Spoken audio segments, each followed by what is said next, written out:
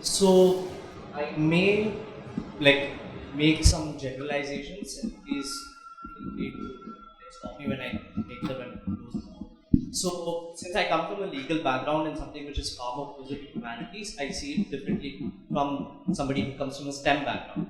And what I see as a generalization is that in STEM backgrounds, you are far more likely to rely on something which is to be seen as objective sources, and so you will fall into certain problems which I could most famously see with the kind of controversies with the book The Bell Curve, where you make generalizations on race and IQ by saying that people of certain racial backgrounds are far more likely to have lower IQs and lower economic stuff like that.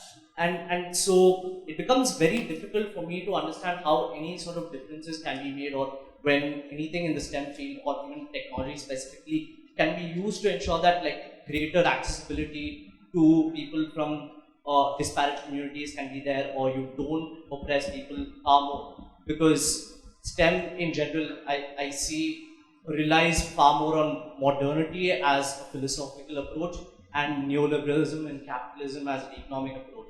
And so it's very difficult for you to validly show reasons for Dalit studies or grievance studies, as they call it, like people who oppose it, right? Yeah. Anything of women studies, Dalit studies, or black studies, are seen as grievance studies, which are unscientific and therefore cannot be relied upon for building any sort of anything which is commercial in nature, which can be used to make profit. Yeah. No, so I think that I think you're right in that there is a certain discourse that there is a kind of objectivity which is not colored by political bias that exists in STEM, that gives its judgments a certain legitimacy, and they can't be challenged on these grounds. So I'd say two things. I'd say one is that uh, I'd recommend, and I'm sure you've read Thomas Kuhn's Structure of Scientific Revolutions, where he goes into the whole history of science, and he actually shows how what we think of as scientific objectivity is actually not all that objective, and at any given time in history, there are there are certain paradigms which provide the horizons to how we can think and what questions can be asked and how they can be answered. And it's these paradigms that then structure within them these ideas of objectivity and knowledge divorced from political or moral bias. So I think that book is really helpful in I think just um, clarifying that objectivity might not be all that we think it to be. I think secondly and more importantly, to bracket some of the issues that you've raised in your question, and to say, okay, these are things that require discussion. I think one point to stress is that the interface between these tech models and constitutional rights is, I think, you can actually as something as I've shown, if you actually show, for example, that the criminal justice system, right, in prisons as under trials, the disproportionate representation of Dalits and Muslims, and that you can't trace that back to ideas that there are inherently more prone to crime, and so that the only answer is that there is a systemic bias in the criminal justice system against these communities. You are using the very tools of reasoning from evidence that are valued in STEM. So I think that there can be a conversation between people building tech systems and constitutional thinkers that can use the same framework of thinking and have a discussion within that same framework. Now, of course, I agree with you that there is sometimes we need to go beyond that. But I think we can start with the discussion within that framework, and then after a while maybe think of moving on beyond that and debating the very idea of objectivity itself. But we don't need to start with that foundational debate, I think. I'm up to the moderator.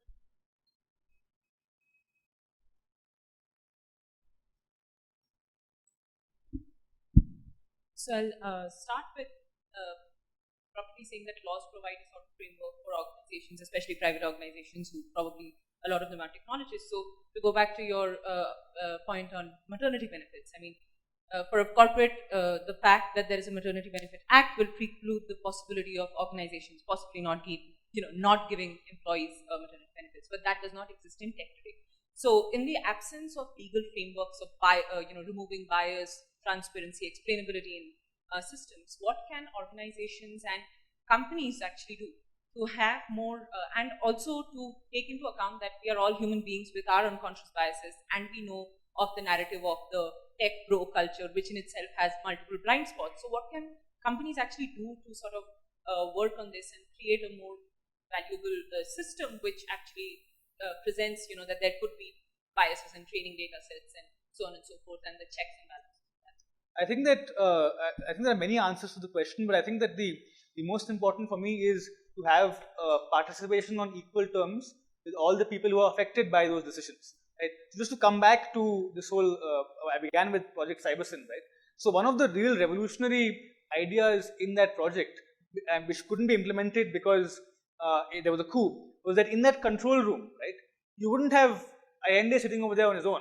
You'd actually have the workers from the factories coming in and sitting in that control room, and they actually looking at the data and working out what it means. So I think that if you're looking at, for example, if the question is that why does this particular organization have a lack of representation of either, say, women or of people from a certain caste, right, Dalits, then the first thing to do is to ask them, right, what in these practices discourage you from applying or being here, and that's the starting point of any attempt to have practices that will then be more equitable. So I think that at least the opening has to be a conversation between the people who are framing the policies and those who are affected by it, and to ensure that those who are affected by it can articulate what they would frame the policies to be.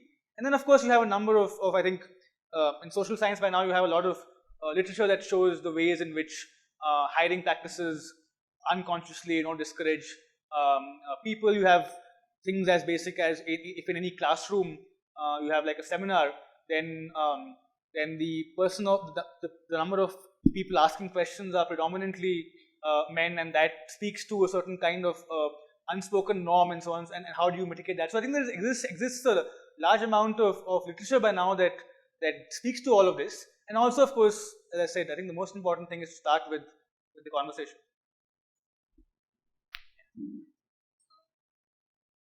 So you have been saying how the people need to be given more voice, right? Giving a chance to make their own decisions.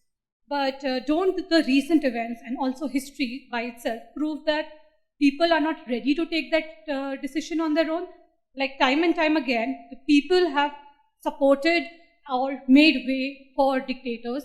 Time and time again, the people have been involved and actively been brainwashed by various things and taken the wrong chance. Even in a democracy, taking a wrong vote, giving a wrong opinion. So that, if you give that much power to the general public who is actually not that woke, not that aware of everything, don't you think that will actually create more anarchy, actually, a complete anarchy or a complete, complete lack of democracy over time? Right. No, I mean, so I think it's a very difficult question to answer, and I think that the historical record is quite patchy on that, so it's hard to generalize. And one thing I've read is that if you actually look at if you're going to in countries that have had fascist regimes, and I mean outrightly fascist regimes, if you look at the level of support that comes for the fascist regime from the population, divided along class and income lines, you'll actually find that amongst the working class, which you think is most amenable to that kind of rhetoric, given the economic difficulties they're facing, you actually find that the support is very less among that class and much more among the classes that are above them in the income and economic spectrum. So I think that which class of society is most amenable to going along with dictatorship is itself, I think, a fraught question that may often surprise us if you look at it a little more closely. But I think more specifically, so I don't think the argument really is that you have a situation where there is a pure rule of majority that, without any constraints. The point of I think a constitution is that it creates a structure within which that conversation can happen on equal terms, right? So rights like the right to free speech, the right to non-discrimination, right? In India, for example, rights against untouchability, the rights against discrimination and access to private spaces. All of these are meant to provide certain ground rules that ensure that the people, when they come into being constitutional citizens, are coming into it within this framework of overall equality, of overall a certain kind of parity of status and so on. And so it's within those constraints that the discussion happens. I think a very good source to read about this idea is Habermas. So in his book Between Facts and Norms, he talks about how civil rights, so the rights to free speech, to equality and so on, are what he calls co-equal with popular democracy. So we often think of these rights as being checks on democracy because they constrain what the people can do. But Habermas says actually it's the other way around, because if you want to have any meaningful democracy, then it needs to operate within these frameworks that ensure that nobody can be a tyrant, nobody can dominate. So they move in tandem. So popular democracy moves along with these rights to together give you a model in which you try and insulate yourselves from the worst tendencies of tyranny and so on. It's an imperfect answer, but I think that it's the best answer we have right now. Hi, time and again we have understood that the algorithms are biased and data monopolies like Facebook and Amazon base a lot of their businesses on these biased algorithms. But is there a legal remedy to ask them to disclose these algorithms for public scrutiny because they claim IP rights and over it and they don't want to disclose it? So there's been one strong argument for right to the source code. So in many I think movements in many countries now saying that disclose the source code so we can audit for ourselves how this algorithm has been designed. And again, Srinivas has been somebody who's been arguing for that. But there have also been objections to that. So again, the general public obviously wouldn't understand. I would have no idea. Like if you told me the source code, I would have no idea what it would mean. So again, you're basically excluding a large number of people from understanding how these algorithms affect their lives. One interesting remedy is something that in the EU they call the right to an explanation.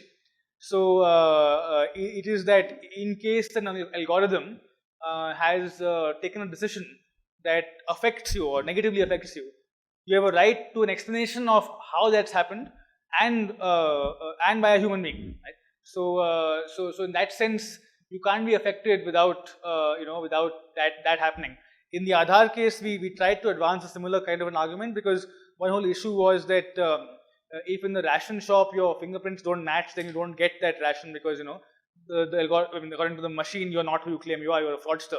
And so one thing we tried to argue was that that if the POS machine shows that you are not who you claim to be because the fingerprints don't match, then you have to have a right to an audience before like a human being to explain to them that there is a mistake with the machine and not with you. And so the final call can't be the algorithms. Unfortunately, that didn't fly in court, and there's no discussion of that in the judgment. But there are strong movements to deal with the problem that you have identified in legal terms, and still very much an embryonic issue that's on its way. So in one of your earlier responses, you did mention that one of the ways to ensure participation is for technologists to talk to constitutional framers. In concrete terms, what does that really mean? Who is it that technologists should be talking to? And a related question is that the critique often from social sciences comes from the fact that technology and technologists don't necessarily recognize multiplicities and complexities in the ground. From your own experience, what is it that you recommend in terms of awareness and education to technologists and to tech practitioners in terms of what is it that they need to, I mean, I don't know, books, I don't know what, but what would you recommend? So I think that to answer the first question, I'll take a tangible example, right? Yesterday there was this, at APU, Azim Premji University, students are protesting against Wipro. The reason for that was that Wipro was involved in designing the tech for the NRC in Assam. Now, the NRC in Assam has unleashed the kind of horrors that you read about in like books about Nazi Germany, right? You have detention camps, people killing themselves because they're off the list, people having to travel 500 kilometers in floods to show a document to like one government official to prove they are who they are, and camps that resemble concentration camps, right? So it's all happening over there, and you have people who are at the front lines, right? People who have seen for themselves what it means to live in a detention camp, right? People who have lawyers who have been at the front lines trying to persuade a foreigners tribunal that look, a spelling error in this person's name in 2 documents doesn't mean that they are not a foreigner. It means that it's just a mistake.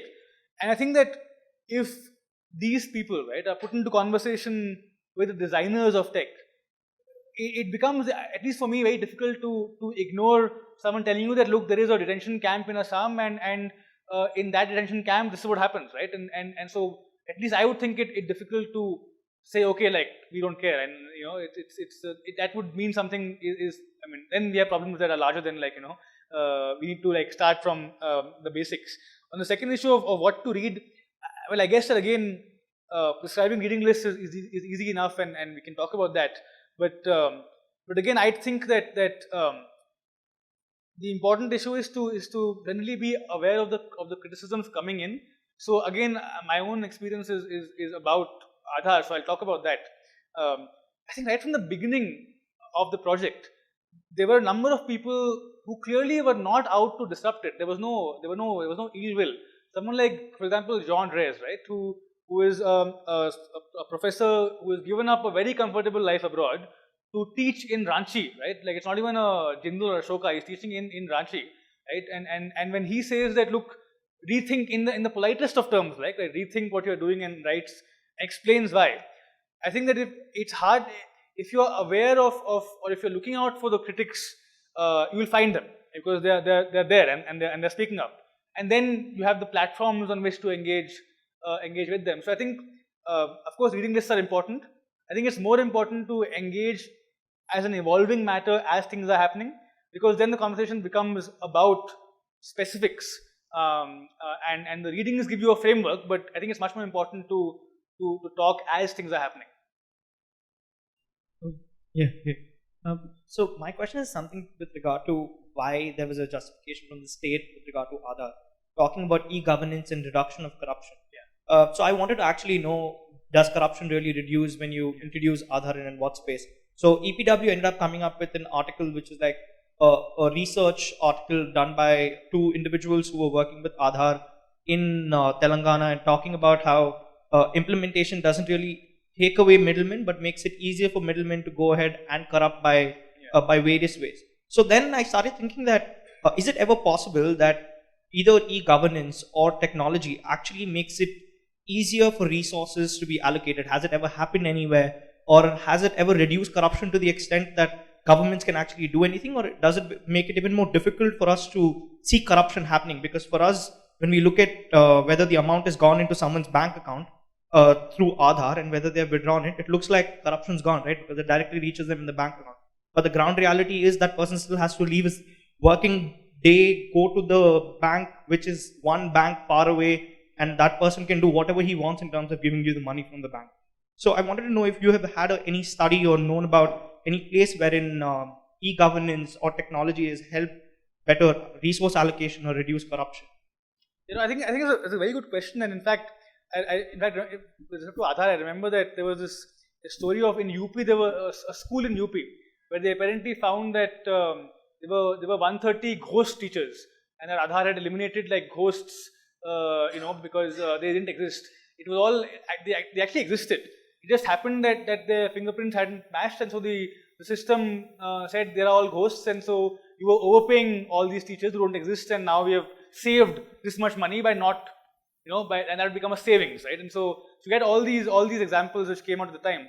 I think that at least from my own work, and I should obviously clarify that as a lawyer who was opposing Aadhaar, I'm obviously biased, so you can take what I'm saying with a few tons of salt. It seemed to me that the evidence on the reduction of corruption was very sketchy, and at many times it didn't seem to add up. And people like Ritika Khera have written extensively on the different kinds of things that happen at the level of the POS of the distribution, and how Aadhaar can only take care of one of them, and even that. So there are all these studies, right? On your issue of whether tech can enable, I think the answer is obviously yes. And I think examples, I can't think of examples off the cuff, but I'm sure like they exist. But even in this whole debate, I think the debate was never about not using tech, right? The debate was about using tech in a way that empowers people and doesn't disempower them by forcing them to go to the POS machine and put their fingerprints in at the risk of not getting rations. So that is the problem. It's not that the tech is being used.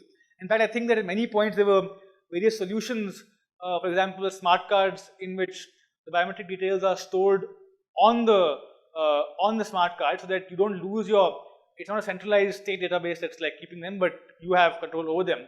So those kinds of options where tech is used to enable and not to disable were often discussed and were on the cards. I think for more on that, you'd have to ask somebody who's more familiar with this history, because I'm not that familiar with it. Sorry. Yeah.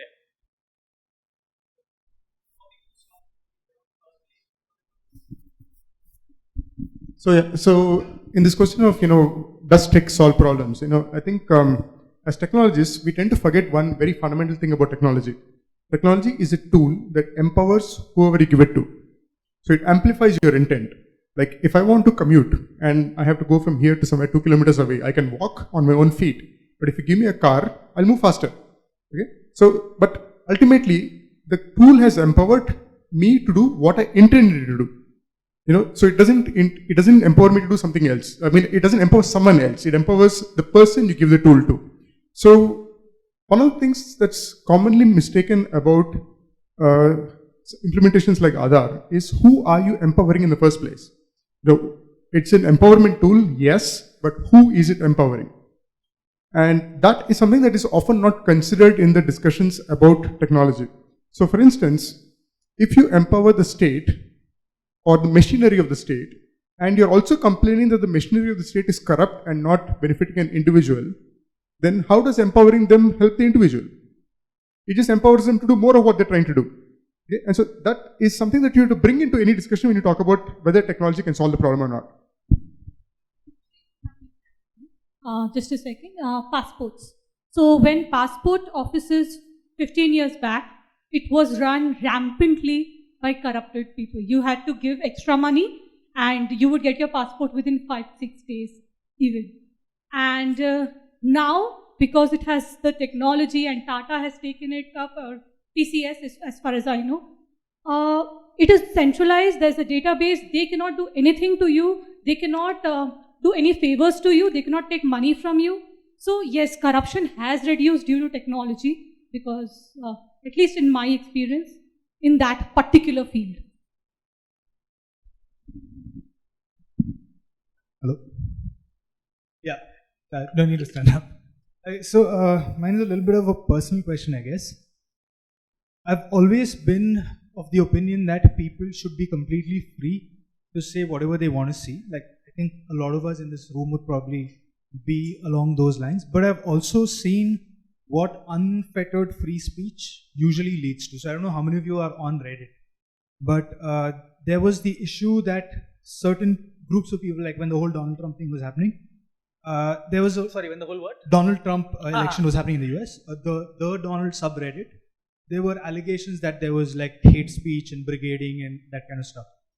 And a lot of people moved away from Reddit to another platform called Vote, V-O-A-T, right, which turned into kind of this hotbed of extremist ideologies. I mean, basically far-right kind of philosophies and stuff like that. So even though I believe that everyone should be able to speak freely, like he said, technology enables people to do things, and when there are a lot of loud people coming together and kind of snowballing into a bigger force, it can have very unpredictable consequences, which I don't think, maybe I'm wrong, the legal system has yet seen. Mathematically, these are kind of new models of behavior of how people are interacting. Yeah. So, I forgot my question. Yeah. No. So sorry. No, I think I have. So my question is personally, and okay, maybe from a constitutional standpoint, do you think there is a very clear line or a clear guideline by which you can kind of, if you are creating a product or if you are trying to, define your own personal morals or boundaries or stands or whatever, do you think there is a line that clearly demarcates censorship and, I don't know what you would call it, preventative? Yeah, no, I mean, censorship, I guess. see, that's the answer is no. I don't think there is a clear line. It's a very, very difficult call to make, and the reason for that is that even if you were able to define what constitutes hate speech, what constitutes speech that we all agree should be beyond the pale, language is a slippery instrument. So I'll give you an example. There was a famous case in Europe. It was I think it was in Belgrade. Yeah, so in Belgrade they had put up a red star outside a house. One person. So they basically wanted to prosecute that person because they said that the red star signifies Stalinism. It was Stalin's symbol, and Stalin's crimes obviously are so great. He's massacred so many people that it is equivalent to hate speech, right? It's a bit like Holocaust denial in Germany, right? It's the scale. In fact, he killed more people, right? So the scale is that much. So they said, look, this is hate speech, so take it down. Now, when it went to court, this guy says that, look, the red star is not only Stalinism, it also is a workers' unity symbol. So how can you ascribe to it this one meaning that it's Stalinist, right, when it is reasonably possible to have at least two meanings to it? And the court says, well, and that's right. I mean, if it was if it was like a burning cross, a clan symbol, right? There are certain things that are like the German swastika, any of those things, right? There's a unique meaning there which you can't get over. So then, yes, that's there. But there are so many things that are open to more than one meaning. It becomes very difficult then to affix a single meaning to them and say, okay, this is the meaning that is beyond the pale. So I think that the clear line fails simply by virtue of the limits of language. In principle, should there be like a limit? I think that yes, there should be, and that's because words are not just words. Words are always embedded in a larger context, a larger social context. So, which is why in some of the more evolved constitutional democracies, it's not treated as a question of free speech, but a question of equality. So in South Africa, for example, their hate speech law comes under the Equality Act, and that comes from the experience with apartheid. So the idea is that in an apartheid state, a whites only sign on a restaurant is not just those words, but it's an integral part of that entire system of apartheid that subordinates one group to another. Right? I think the best exposition of this, and I hate to recommend the judgment, but it's a very, very clear judgment, is a Canadian Supreme Court case called Saskatchewan versus Whatcott, where it really spells out why hate speech is a problem and why we are trying to deal with it. Now, the second issue there is that people often assume that once we agree that certain kinds of speech should be, beyond the pale, criminalizing it is the next step. Right? But that is not at all necessary. So, for example, in the US, Catherine McKinnon and Andrea Dworkin, the two feminist scholars, devised a law that was supposed to deal with violent pornography and pornography that specifically subordinated like women to men. And their solution was not a crime but a civil offense which requires you to pay compensation. Because the idea was that the problem here is that you are causing harm to women by normalizing certain kinds of behavior. So the response is to compensate for that, right? And so you can have a range of remedies that are not censorship but deal with our intuition that certain kinds of speech is problematic, right? So I think that's the answer there, and I have personally, I mean, I haven't done much more research on this, but I've been hearing of late that certain models that deal with self-moderation of communities are the way to go forward. Something like what Mastodon does. It seems to be working decently. I wouldn't. I mean, I don't know. I mean, I don't know enough there. But it's something I find something intuitively attractive is the kind of self-policing, self-moderating communities that come together and decide, okay, our values are A or B, and this is what goes beyond our values. So we saw a question from that side about helping people represent, to which the answer was participation, and this question about snowballing when there's a majority. So I want to ask your views on the amalgamation of two, which is when you give proper representation to minorities, still in a room of say 10, 15, 20 people, there will be one person representing that. And even if you go by a democratic system, if other 11 people agree out of 20, there's nothing that one individual can do which will still lead to whatever issues the minority or that sect is facing. So, in your view, is there a good way forward to address this kind of a problem? Technically, there are many design issues you can bring to address that. So one is you have veto points, for example. So you can have a system where if that issue affects that group or that individual, then they have a veto over it. You can have a much lower threshold. You can have, for example, the requirement that 2/3 majority. There must be a 2/3 majority for any kind of change that affects those kinds of issues. In the Indian Constitution, you have a requirement that if you want to amend the Constitution that affects a state interest, then 50% of the states must agree to that. So I think that you can depending on how much weight and what kind of weight you want to give to these issues.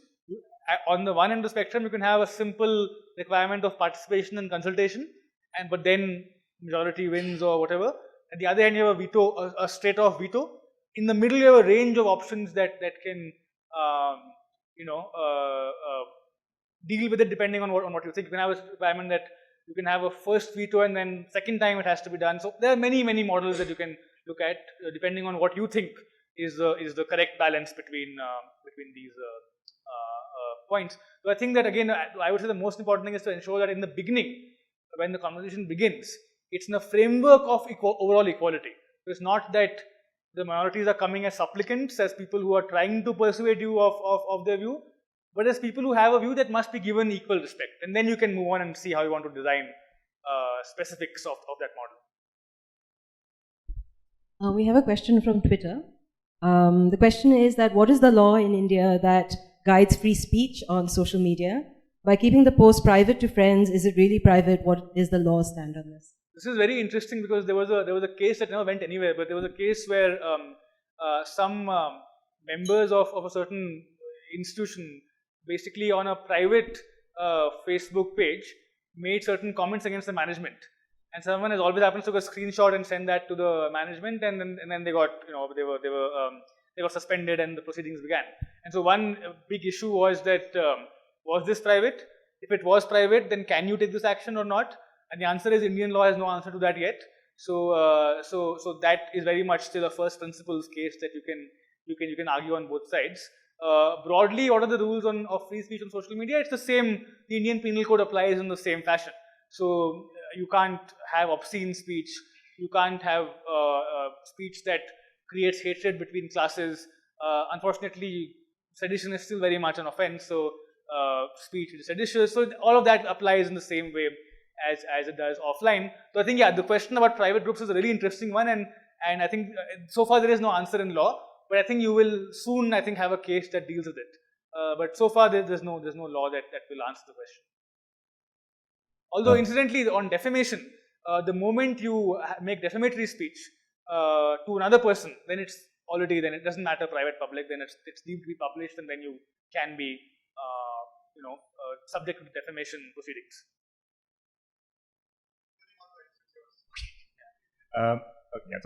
I want to ask a question from the technology camp. So I do research in computer vision, or something that at least could come under the broad aegis of computer vision.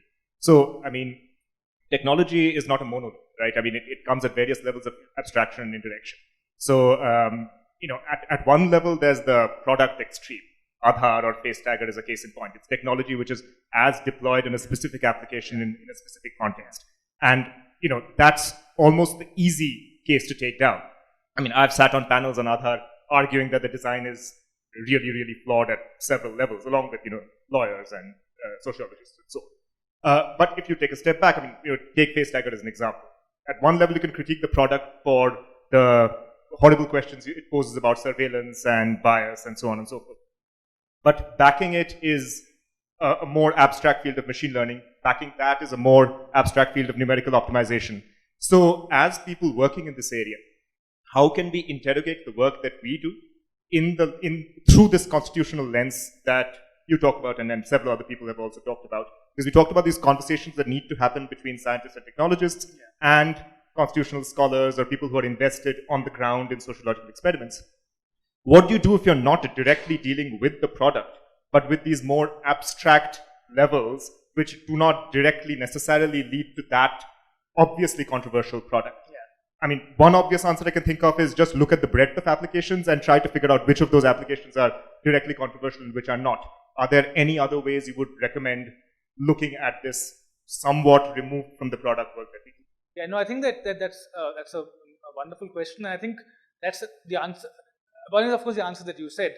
I think, first of all, I think it's important to say that this is a question that can only be answered by the people who are doing that work, because what the constitutionalists or the people like Wijwara Wilson, they can put forward what their concerns are.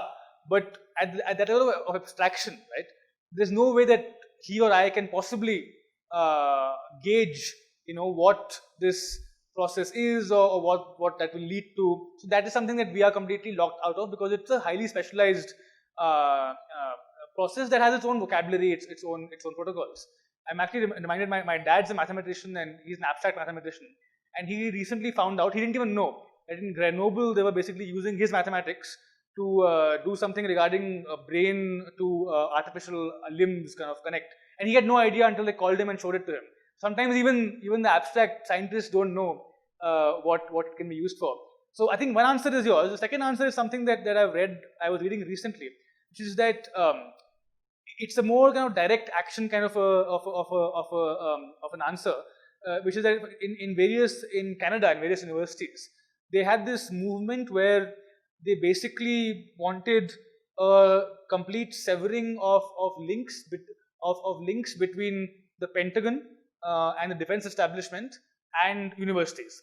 So the idea was that if your funding comes from the defense industry, right, then like it or not, whatever you do, the direction your work takes will in some way be influenced by the demands of that industry, right? And so even though in the beginning you can't see that link, ultimately you will be making products that will have some use for them, and that will happen in various insidious ways. So if you cut off that at the source, right, and make sure that your university does not, or that department in which you are does not have funding from the Pentagon, right, then you are ruling out one possible source of thing at the beginning, and in many departments they did agree to divest from that. So that's one possible solution. It's a very hard one because money is hard to come by, and of course, but that's one thing.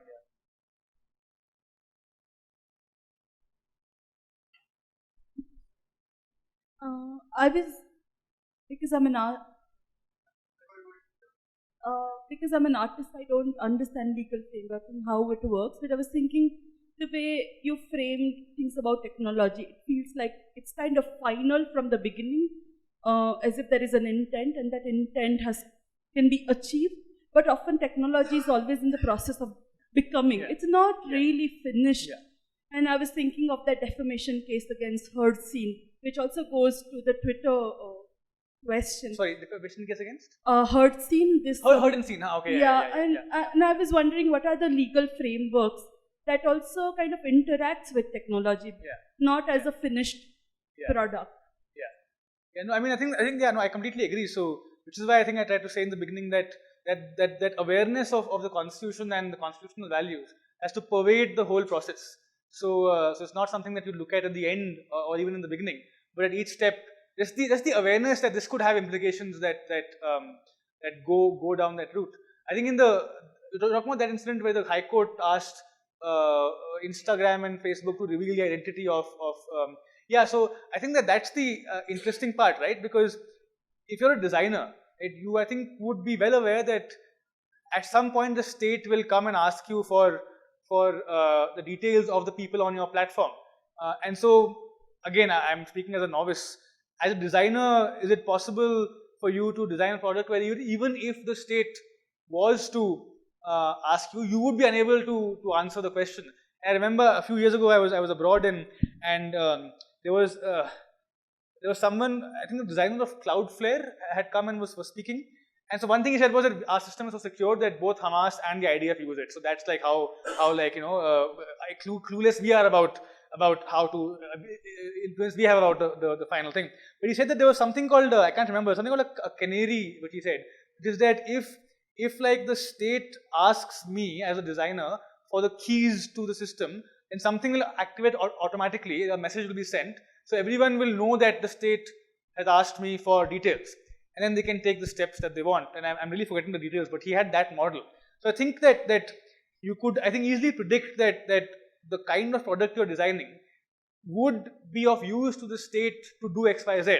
And then you can have from the very beginning certain design frameworks that would mitigate the compromises that you would then have to make later on, when the state comes calling. So that's possibly here. So I'm a techie, and I kind of see law as code. It's often I see it as executed by people, not really by computers. But I'm kind of. Could you repeat that? I see law as code. Yeah. Right. It's interpreted by people, not by computers. Yeah. But if I can see parallels between we have these conditions and we kind of if this happens, this is what we done, etc. Okay. But now I'm kind of worried about the recent trend that the law is replaced by actual code and executed by machines. Right. And decisions are made by the machines with no man in the middle. I mean, Aadhaar is one. Voter ID replication that happened in Hyderabad and these places. Okay. I want to kind of understand what's your views and what does Constitution kind of is there anything in these kind of things from happen, or what's the way forward? Yeah, no, I mean, I think that's really a huge question, and again, so I have views, but again, I would say that I think the person who expresses this whole issue really well is Virginia Eubanks in her book, Automating Inequality. Like that book really, I think, speaks to the heart of your concern, and she has examples where she shows the exact ways in which code is replacing human decision makers in core fields of insurance, of the housing market, of child custody, and so on, and she kind of shows that. So I think that book I would recommend very strongly to just get a grasp of how the law interacts with all of this. I think what does the Constitution say? Again, nothing directly, because the Constitution was framed at a time at which these problems were not even foreseen, and so it gives you certain principles and values that you try and apply. And I think what's more interesting is the concrete developments that you see around you. As I said a little while before, this whole idea of a right to an explanation, the right that you will not be subjected to a decision that impacts you adversely simply by algorithmic processes, but you need to actually have the right to access a human being and be able to make your case before them, before the final decision is taken. So I think these are some of the modern legal frameworks that recognize the ubiquity of code in our lives, and then try and see how the law could work to mitigate some of those influences that it has. Of course, nowadays even lawyers themselves are being started to being replaced by code. So in corporate law firms now, many of the tasks that lawyers used to perform are now being performed by algorithms. So I think even within the law itself is being taken over by code, apart from being like a code. So that's something to, I think, keep an eye on in the near future. Yeah, I wanted to make a couple of comments. You talked about the military applications, and cutting off funding. But if you see in the US or in India, many of the things that the civilian population uses, the seeds of them were actually stored in military, including the internet, right? So I feel personally that is a little dangerous line to take because source of funding and the application may not be diverse. The other point, adding to what I think Kiran said, is often I feel that as a technologist, technology is often demonized. But what I think people should probably also look at is who is wielding that technology, right? A great example is like nuclear power, right? Nuclear energy can be used for like really, really good work, but you can also use it to make bombs. Similarly, when the internet came in, a lot of us who were the early users of the internet thought, wow, this is great, and you can have access to all of the information. But now we have the problem of filter bubbles. So sometimes the first and the second order effects of technology is one not immediately apparent, and it's a little harder because in some sense law actually has to do a catch up, and we are in technology pushing the frontier. So even to the technology, it's not very obvious, like what would happen. And there are great examples of this in history. For example, a lot of the early internet, the reason we have like security problems is because there was a trusted network, but obviously that didn't scale. And then hence we have spam, hence we have break-ins and all kinds of stuff. One thing also I think missing in this discussion, which I kind of want to bring to the forefront, is that everyone has been talking about algorithms, right? But increasingly with machine learning and artificial intelligence applications, I think there has to be a lot of emphasis on the data that drives those decision making.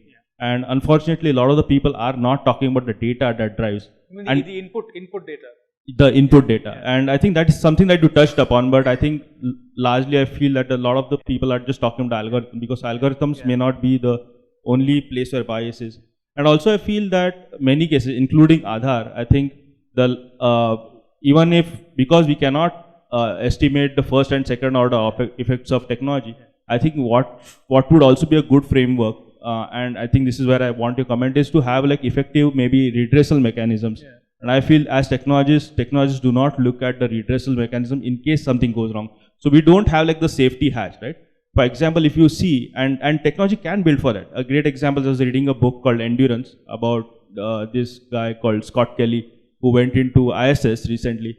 The number of primary and secondary fallback systems that you have for like re-entry into space or going into space, a lot of these can actually build, and that can, even those can be regulated. So the law can actually mandate that technology have some redressal mechanisms, and that is, I feel, something that has not been as a tool by law has not been effectively used. So maybe some comments on that would be useful. Yeah, no, I mean, there are a lot of points there, and I agree with most of it. I mean, the funding issue, definitely. So it's always a complex decision. So it's never a clear-cut one. So it's always, I think, worth thinking about exactly where the funding is coming from and what military it is, what have they done off late, and things like that, and in what ways might your department's research, be used for. So I think there are a number of issues there that would be at play. Yeah. So on the point about on unpredictable second, and third order results, I think, so obviously, there's no denying that technologists can't see where it might go, and now can people, and so on, right? So there's definitely a case to be made for taking into account that those consequences could, not be seen yet and could be seen in the future. I think it's equally important to also say that here and now there are people who are being affected, right? And there needs to be an equal amount of attention paid to the fact that in service of a possible future second or third order effect, what are you doing to people right now who are being made the subjects of this technology, right? And then that's where the issues of constitutional values come in. And to what extent are you willing to potentially sacrifice some of those values because you think that there might be in the future a certain kind of benefit. So I think that's a very complex decision to make, but it's important that both things be taken into account, at all times. On redressal mechanisms, well, exactly, right? So that's exactly where issues like the right to an explanation, the right to not be subjected to a decision that disadvantages you purely on an algorithmic, process. So all of those are redressal mechanisms, and the attempt there is to ensure that when things go wrong, the result is not something that is deeply damaging. Now, of course, the whole issue with Aadhaar was the redressal mechanisms in question, were themselves had the same kinds of flaws that were there in the original design. So the thing is that okay, your ration, your fingerprint fails, so you don't get ration. So you have to talk to the guy, but the guy himself is the one who's denying you the ration, right? So then what kind of redressal is that? So I think that requires a little more thought. The redressal mechanism shouldn't suffer from the same kind of potential flaw that makes things go wrong in the first place. Right? That's what I would say. The issue of input data, I think, is a very important one, and it's regularly discussed in the literature around this. So the whole idea is, and so there's a famous term called automation bias, which is that because the algorithm itself cannot be biased like human beings can be biased, therefore there's no real issue of equality or discrimination when you have the algorithm coming in place of a human being. And that of course ignores the fact that the person putting the data in is a human being, and that human being has their own biases, and that will play into what the output is. And that's like a big issue. And in fact, a lot of the literature around the interface between AI and algorithms and constitutional values, like Vidushi Marda, whom some of you may know, has done a lot of work on that, discusses the whole issue of the problems with input data and how that can be dealt with. I think my last point is that as I think, as you said, one should not be, of course, demonizing technology, and its value is immense and of course very, very important. And the second order point you said is also important. I think on some occasions though, you can see at the time at which you are developing the tech how it will magnify fault lines, right? And FaceTiger is the best example. When you know that in our country the criminal justice system is systematically biased against Dalits and Muslims, and you're putting into the hands of the very people who are responsible for that bias a tool that will enable them to do it at a faster, more efficient scale, then you already know that's going to cause these issues. So I think that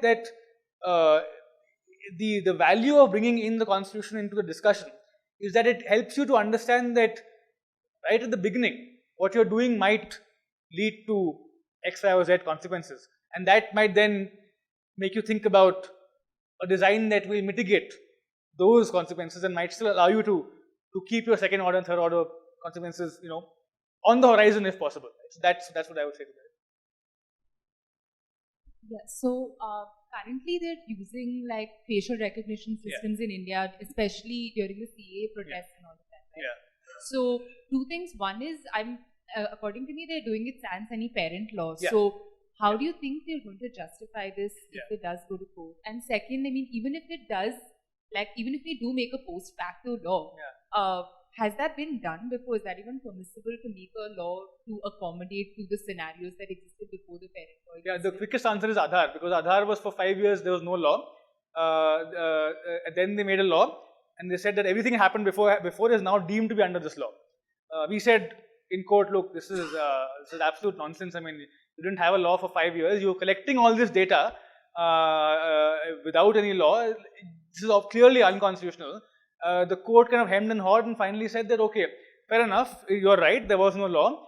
Our answer is that, okay, those people whose data was taken before the law came into being can now opt out. Of course, if you've already upheld Aadhaar for subsidies and tax, that is meaningless because nobody can really opt out now unless you're really bloody minded about being without Aadhaar. So that's what the court basically legitimized that. To answer the question more broadly, retrospective lawmaking is a pretty common feature of Indian lawmaking. In tax, it happens all the time. You make a tax law and you say applicable from 1960. That happens all the time, and so this could well happen here as well. Yeah, I mean, right now there is no law. It's clearly beyond authority of law, and the data protection bill has been pending for a long time. But if you look at it carefully, you will find that that it gives wide leeway to the state to do all this. So even that may not really help. And of course, the issues with FaceRec are well known, and you don't have to go over them all over again. Right. We're kind of running out of time. It's 4:40. We were going to just wrap up and have 15 minutes of coffee and discussion. It's up to you. You have another event to run to, we know. Do you want to take Q&A till 5 o'clock? I can go on. You're all right? Okay, great. Also, just a quick note that there are T-shirts with the preamble of the Constitution. No? Sorry?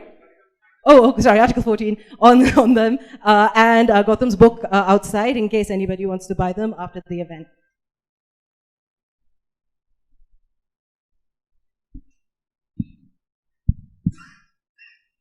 So my question is with respect to your response to the question on censorship. So you suggested self-regulation, right? But then the problem with tech is that it is empowering or increasing the concentration of power manifold with the people who are already privileged. So what do you think? Will it even work in that sphere? Yeah, no, I mean that's really the heart of the issue, and I don't think I have an answer to that because yeah, I mean the people who have access to the tech are themselves already people who have certain kind of privilege. There's in free speech theory there is this whole idea of the infrastructure of speech and the idea that everybody should have an equal access to the infrastructure of speech. Up to a point that made sense because you had newspapers and TV as being the primary infrastructure of speech, and so you could talk about equal time for political parties during elections, access, a right to a reply in a newspaper. There was a certain way you could argue that, but now I think it's very difficult to have a model which you can guarantee that kind of equal access. So I think that this is a problem that doesn't yet have a meaningful answer to give. So sorry about that. Hi. I had two short questions. So, taking from your bias in the criminal justice system, I wanted to understand how much weightage is given to the class factors of people who are disproportionately represented in the justice system. So, does technology that is currently being used perpetuate this bias, or even a claim is made that we are reducing this bias through the use of technology? And secondly, when you talked about the PDP bill, so right now how we see Section 35, which is dealing with state surveillance and power. So the state has now made a provision which is resembling the restriction under Article 19.2 to the freedom of speech and expression. So, I mean, what's the explanation that the state views data used by itself as a restriction on freedom of speech and expression? So, like, is there a link here that I'm completely missing?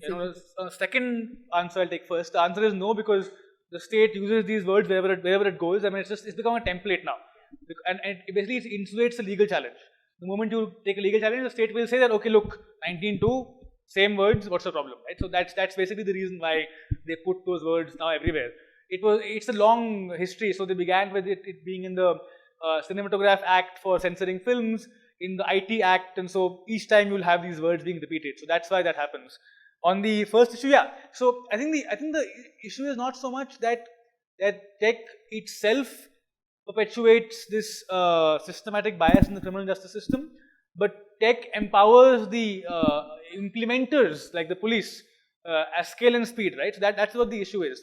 And the class, yeah. So it's actually religion, class, and caste are all axes around which you see disproportionate representation in the criminal justice system. You see it in a project on the death penalty. It was found that if you're poor, you are much more likely to be given a death sentence than if you are not, and that also operates across the board. So I think that again, to come back to the point, it's that tech is not responsible. There are fault lines which exist. The question is that tech allows for them to be magnified at a much greater intensity and scale.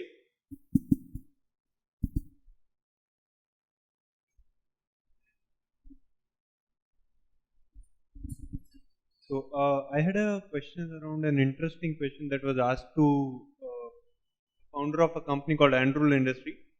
Called what? Anduril Industries. So he was the original founder of Oculus Rift, and then he started another company that builds out surveillance technology for army bases. So they build tech that allows army to secure their bases. And the question was asked is like, today you're building a tech that is not, aimed to be evil. There is a gray line, but you can argue that my tech is there to help out army secure their bases. So another one is like how do you go about questioning that, and another one is what is stopping them to repurpose that tech, the same tech that they sold off as an key, hey, this is not evil. into evil tech? Like what is the role of law in that? And the another question that I had was regarding tech-enabled propaganda and misinformation. So if we have seen it in Brexit, like I'm not sure if you've seen the movie. There is a movie on Brexit where they talk about they did targeted advertising to sway the poll.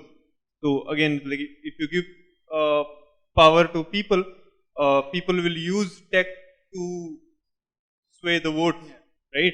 So basically tech-enabled propaganda. Cambridge Analytica, again, tech-enabled propaganda and misinformation. Fake news tech-enabled. Like, what is the law's role in it? How can we build or have laws around it? Yeah. So on your first question, that I think as we have discussed, I think even before in a couple of Q&As, is that I think it's if you engage with, say, the history of what the army does, you engage with what normally happens when a tool begins as a defensive tool, right? You will have enough evidence to know that what you are doing can and in all likelihood will be repurposed for something else. And in that case, you have to take responsibility then for that. It can't be an evasion of responsibility. You could still say, fine, I'm okay with it.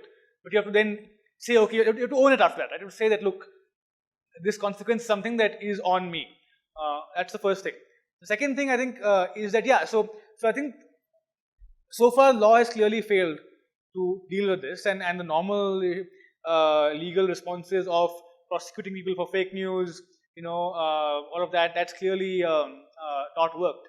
Now, one argument, and again, I'm sure all of you will know this better than I will, so I'm just putting it out there. One argument I've seen of late comes from antitrust lawyers, and what they say is that a lot of this is enabled because of tech monopolies. So the reason why fake news on Facebook is so powerful is because for so many people, Facebook is the only source of news that they have. And so what they say is that the answer is to break up the tech giants and avoid tech monopolies. And I don't know if that will work, and so I'm just putting it out there as something I've read from a legal point of view. Although I think it's very much still, I think Elizabeth Warren in her campaign has now promised to look into that, so we'll see if that goes anywhere.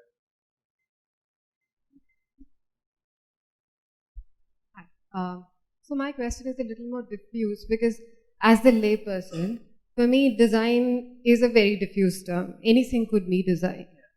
And if you think about what's happening right now, where we talk about the citizens' responsibility to come on the streets and protest about what they think is constitutionally, or how constitution is being wronged at this point of time, or as a citizen, how you're being wronged. When you think about the entire system, it's so complicated and so complex that you don't understand where do you intervene and what is an individual's responsibility in order to understand these links. Because to make this more concrete, the example that I was thinking of was, we are living in a country wherein abortion laws are very clear. It says 20 weeks and after that it's illegal. Even then, it's very fuzzy. You don't know if it is actually legal. It says that no, only with consent of the doctor or with the approval. And here is where the technology comes in and says that for various diagnostic tests, there is a way that the state also, because it's trying to make sure that the issues with female infanticide are dealt with. So it also says that a lot of information is not made available to the person who's directly concerned with. And I'm not even getting into women's rights and how the body is out of her control. But so when it is such a complex system wherein there is not I can't just look at the state and say you're being evil. Yeah. So there is a certain role that the design is playing in terms of how technology and diagnostic tests are being run in order to say you have 70% chance of this going wrong or 80% chance of this going wrong. So now do you have the option to exercise yes or no, but then the state comes in and says, but no, you have gone past the deadline, so you can't do this. And over here again, there's class discrimination. You can clearly see that women who are from upper classes get a better treatment, possibly, which has been documented in many of the court cases that we've seen. And recently, the government has come out and said, no, there is no unilateral decision that a woman can take. So it's such a complex system. So as a citizen or as a lay person, where do I see my individual response to it? How do I understand the design of it? And I mean, I'm just curious as to what you would think about it. I mean, I think that I'm going to have to give a very unsatisfactory answer to that, which is that all of us have a certain domain of expertise, and that's where we can see most clearly the fault lines and what the system is doing. So I think it's if you focus on that and get clarity on that as a start, and then everybody has their own areas of expertise, and then a conversation between different people can give you a sense of other points in the overall structure where there are issues, and then that will give you a holistic view. So I mean, that's a very bad answer, but that's the best I think I can do on that. It just requires, I think, constant process of engaging with people who are not in your domain of expertise, because that will show you what other things are happening.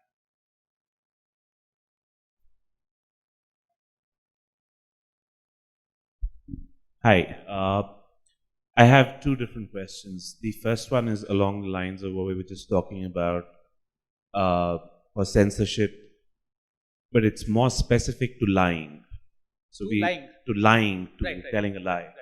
We're beginning to see sort of Facebook now be in this position where they're impacting lies in the public domain. And Facebook says that we're not going to stop you from lying in a political ad. But you also mentioned defamation. So in India, you could be subject to defamation laws if you lied in a political ad. Anywhere. Yeah. So what is the sort of test that is used to determine whether you have made a political point and exaggerated a bit versus whether you have defamed someone? So that's one part of the question. And I actually have one more. And that goes back to free speech. And you sort of made your stand on this very clear about we should have limits. There's no such thing as fully free speech. So the question I have here is this. Why should the state have the right to regulate the bigotry in my head? The point I'm making there is essentially the thing that is bigotry is actually it's a shifting target. It's not one thing. What is bigotry today may not be bigotry tomorrow. So having one law that targets one specific type of bigotry is never going to be enough. You're always going to be subject to changes. So what is the underlying principle for that? So why does the state get to decide what I think or don't think? Which is a more fundamental sort of question. Right. Yeah, I mean, so on your first question, there's a very interesting story. President Zuma of South Africa, he no longer president. He sanctioned some money to improve his presidential hope. That money somehow snowballed into an insane amount of money, and ended up building a swimming pool and a kraal for his domestic animals, and all kinds of stuff happened. And so just before there was a big scandal about this. Just before the election was going to happen, the Democratic Alliance, which is the principal opposition party in South Africa, sent an SMS to around 2 million voters saying that you know that Zuma has stolen your money to build his Rand 2.5 million home. Vote DA, vote out corruption. Zuma is furious, and he goes to the court and he says that this is a false statement. I didn't steal money. There was no theft. And so these guys have to retract it, apologize, and all of that thing which follows. The High Court says that dismisses the claim and says that in election you can use words with somewhat looser sense, so it's fine. Court of Appeal says no, it's not fine, it's a lie. So the Constitutional Court splits 7-3, and some say yes, some say no. So you see, over three levels of the South African judiciary, nobody can agree on whether it was a lie or whether the word stole actually meant, in metaphorical sense, like just doing something wrong with money and stealing in its broader sense, right? So again, I'll come back to the point that languages has so many limits that any attempt to pin it down as to what is a lie, what is political, is always going to be a very difficult task. And experience shows us that it's you will have a clear area. So if someone says that, so there was this meme that going around on Twitter that there's a photo of Yechuri from the emergency days reading out letter to Indira Gandhi saying that, look, resign, and it's now being turned into the opposite. So somebody is spreading it saying that he is asking her to forgive him for protesting. So that's obviously a lie, right? Like there's no dispute about that. So you have the clear cases, and that's why the law exists. to regulate those clear cases, but you have to also accept that there will be a large domain of very, very unclear cases, and that's just the way law and language work. So, and that's not, I mean, it's not a good or a bad thing, it's the reality, and you have to, live with that. Secondly, bigotry. So I don't think it's about regulating the bigotry in your head. I think that, A, they can't, and B, obviously they shouldn't either. So that's not it. It's more about the fact that when that bigotry or whatever it is takes the form of speech that is out in the world, then it's important to understand that it's not just words. And as I said earlier, speech is always part of a much broader pattern of conduct of social relations. So again, going back to the apartheid example, right? It's not that whites only sign, right? It's not just in the abstract. It's not a whites only sign that's a bad thing to say. That whites only sign cannot be separated from the entire social structure of whites subordinating blacks. So that's the very limited point that's made, which is that if you agree that speech is embedded in a whole host of non-speech patterns of behavior and conduct, and if you agree that equality is a value that we should all subscribe to, then there comes a point at which the two clash. Now, when that point comes is of course a very fraught question which we can disagree over, and who decides when the point comes? Well, again, your point is fair. Why should the state decide? But then who else will, right? We agree that if we agree that the court in any state will decide when equality as a constitutional value has been breached, then we have to agree that then they will take that call. Of course, we may have a society where somebody else takes that call.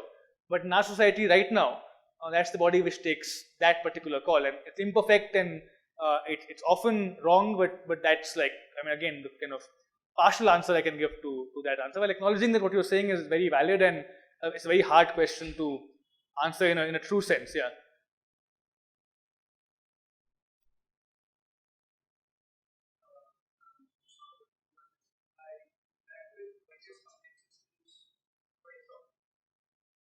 Yeah.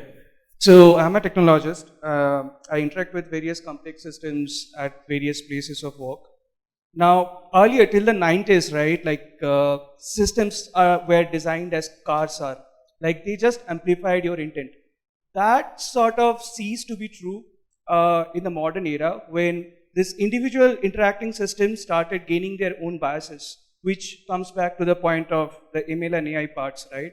Where a system develops an intrinsic bias that can be reinforced through outer stimuli, right? And when you compose a system of various interacting systems with their intrinsic biases, which are also subject to outside influences and that constantly changes these biases, these systems become very opaque and unobservable.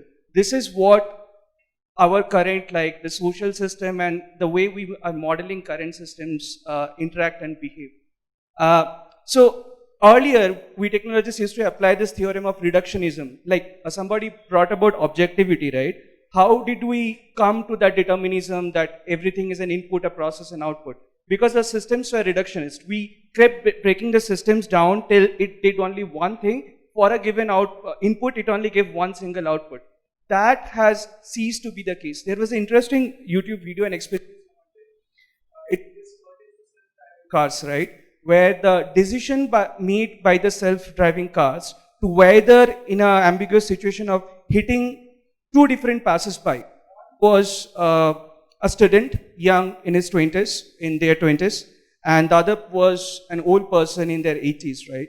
And a group of people were given the choice to democratically select this bias, move a particular input towards whether you hit person A or person B, and how the system interacted and who the self-driving algorithm finally hit. Now, think about the ambiguity of moral choices a system can make in those scenarios, and now stack a plethora of a multitude of such systems on top of each other, and what is the final output? The final output is not even what was intended to begin with, right? So, no, the question comes to is that how can we make such technology, I am a technologist, I know, how can we in our hubris make such a system determine, legality, the Philip K. Dick's book about pre-crime, right? how can such an ambiguous system, which is so error prone and biased, determine whether a person has done something wrong or right? Like, how can we give the responsibility to such a system, which we know as technologists can be so wrong, so error prone and so biased? So, and why aren't we like directly sort of stopping that?